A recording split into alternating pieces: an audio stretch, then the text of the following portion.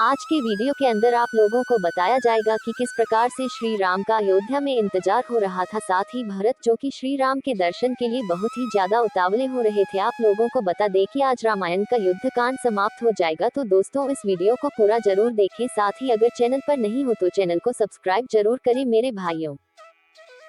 हर्षविभोर भरत ने शत्रुघ्न को बुलाकर उन्हें ये शुभ समाचार सुनाया और रामचंद्र जी के भव्य स्वागत की तैयारी करने का आदेश देते हुए कहा, सभी देवस्थानों में सुगंधित पुष्पों द्वारा पूजन हो।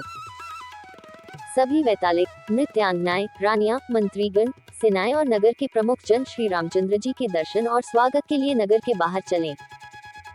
नगर के सभी मार्गों, बाजारों तथा अट्टालिकाओं को ध्वजा पताकाओं आदि से सजाया जाए। दूसरे दिन प्रातःकाल सभी श्रेष्ठ नगर निवासी, मंत्रीगण, अंतःपुर की रानियां आदि असंख्य सैनिकों के साथ श्री राम की अगवानी के लिए उत्साहपूर्वक नंदीग्राम आ पहुंचे। कौसल्या, सुमित्रा, कैकेयी आदि महारानियां अंतःपुरवासी रानियों का नेतृत्व कर रही थीं। सभी के हाथों में रंग बिरंगी पुष्पमालाएं थीं। चीर वस्त्र और कृष्ण मृगचर्म धारण किए भरत मंत्रियों एवं पुरोहितों से घिरे हुए सिर पर चरण पादुकाएं धरे प्रतीक्षा कर रहे थे।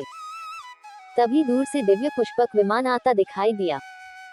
समस्त उपस्थित पुरवासियों के मन में हर्ष की लहर दौड़ गई और वे रामचंद्र जी का जय जयकार करने लगे। भरत ने आगे बढ़कर अर्घ्य पाद्य आदि से श्री राम का पूजन किया और उनके चरणों में साष्टांग प्रणाम किया। रामचंद्र जी ने आगे बढ़कर उन्हें अपने हृदय से लगा लिया। फिर भरत ने वैदेही के चरण स्पर्श करके लक्ष्मण को अपने हृदय से लगा लिया। इसके पश्चात वे विभीषण, सुग्रीव तथा अन्य वानर वीरों से बड़े प्रेम से मिले। फिर शत्रुघ्न भी सबसे उसी प्रकार मिले जिस प्रकार भरत मिले थे। श्री राम ने तीनों माताओं का पास जाकर बारी बारी से सबके चरण स्पर्श किए। उनका आशीर्वाद ग्रहण करके उन्होंने गुरु वशिष्ठ के पास जाकर उन्हें प्रणाम किया। उधर सब नागरिक उच्च स्वर में उनका अभिनंदन, स्वागत और जय जयकार कर रहे थे। फिर भरत ने चरण पादुकाएं रामचंद्र को पहनाते हुए कहा, प्रभु, मेरे पास धरोहर के रूप में रखा हुआ आपका ये सारा राज्य मैंने आज आपके चरणों में लौटा दिया है। आज मेरा जन्म सफल हो गया। आपके प्रताप से राज्य का कोष, सेना आदि सब पहले से 10 गुना हो गया है। भरत की बात सुनकर विभीषण तथा समस्त वानरों के नेत्रों से अश्रुधारा बह चली।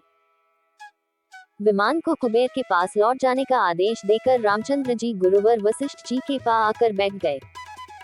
भरत ने विनयपूर्वक श्री राम से कहा, रघुनंदन, अब सबकी यह इच्छा है कि सब लोग आपका शीघ्र से शीघ्र राज्याभिषेक देखें। जब तक नक्षत्र मंडल घूमता रहे और जब तक ये पृथ्वी स्थित है, तब तक आप इस संसार के स्वामी बने रहें। अब आप इस वनवासी के वेश का परित्याग कर राजसी वेश धारण करें। भरत के प्रेम भरे शब्द सुनकर रघुनाथ जी ने तथास्तु कहा और तत्काल राज्याभिषेक की तैयारियां होने लगी। सीता, लक्ष्मण, भरत, शत्रुघ्न, समस्त रानियां, विभीषण, सुग्रीव तथा अन्य वानरों ने भी सुंदर वस्त्राभूषण धारण किए। राजसी वेश धारण कर रामचंद्र जी नगर की ओर चले। भरत सारथी बनकर उनका रथ चला रहे थे। शत्रुघ्न ने छत्र लगा रखा था। लक्ष्मण रामचंद्र जी के मस्तक पर चंवर डुला रहे थे। एक ओर लक्ष्मण और दूसरी ओर विभीषण खड़े थे। उन्होंने श्वेत चंवर हाथ में ले रखे थे। वानरराज सुग्रीव शत्रुंजय नामक गज पर सवार थे। समस्त नगरवासियों ने जय जयकार किया और श्रेष्ठियों ने आगे बढ़कर उन्हें बधाई दी। फिर पुरवासी उनके पीछे पीछे चलने लगे। श्री राम के अभिषेक के लिए चारों समुद्रों और समस्त पवित्र सरिताओं का जल मंगवाया गया। वशिष्ठ जी ने सीता सहित श्री राम को रत्नजटित चौकी पर बिठाया। फिर वशिष्ठ, वामदेव, जावाली, काश्यप, कात्यायन, सुयज्ञ, गौतम और विजय ने उनका अभिषेक किया। फिर अन्य मंत्रियों, सेनापतियों, श्रेष्ठियों आदि ने उनका अभिषेक किया। उस समय श्री राम ने ब्राह्मण को गौएं, स्वर्ण मुद्राएं, बहुमूल्य आभूषण तथा वस्त्रादि बांटे। फिर उन्होंने विभीषण, सुग्रीव, अंगद तथा अन्य वानरों को भी उपहार दिए। सीता जी ने अपने गले का हार उतारकर स्नेहपूर्वक पवन पुत्र को दिया।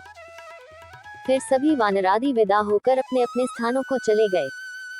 राज्य करते हुए राजा रामचंद्र ने 100 अश्वमेघ यज्ञ तथा पौंड्री एवं वाजपेय यज्ञ किए।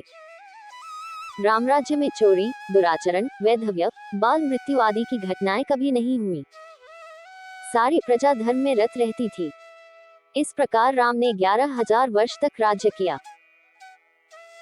तो दोस्तों, आपकी जानकारी के लिए बता दें कि आज रामायण का युद्ध कांड समाप्त हो चुका है और साथ ही यह भी बता दें कि हमने आप लोगों को रामायण के बाल कांड से लेकर युद्ध कांड तक सारी जानकारी विस्तृत रूप से देने की कोशिश करी। शायद आप लोगों को भी अच्छी लगी होगी। अगर आप लोगों को अच्छी लगी है तो हमारे चैनल को शेयर करें, क्योंकि हमने पूरी रामायण लगभग आप लोगों के सामने प्रस्तुत कर दिए हैं। कल से हम रामायण के उत्तरकांड की शुरुआत करेंगे, जो कि रामायण का अंतिम कांड है। तो दोस्तों, अगर आप लोगों को हमारे द्वारा दी गई जानकारी अच्छी लग रही है तो हमारे चैनल को सब्सक्राइब जरूर करें।